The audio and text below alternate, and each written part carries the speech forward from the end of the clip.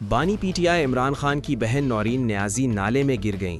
Report से मुताबिक नौरीन न्याजी रावलपिंडी में अडयाला रोड पर ज़ेरे तामीर नाला क्रॉस करने की कोशिश के दौरान गिरीं। नौरीन न्याजी ज़ेरे तामीर नाला क्रॉस करने की कोशिश कर रही थीं कि पांव फिसलने से नाले में जा गिरीं। याद रहे कि अडयाला जेल में मुक़य्यद साबिक़ वज़ीर आज़म व बानी पाकिस्तान तहरीक इंसाफ इमरान खान से आज फैमिली की मुलाकात का दिन है।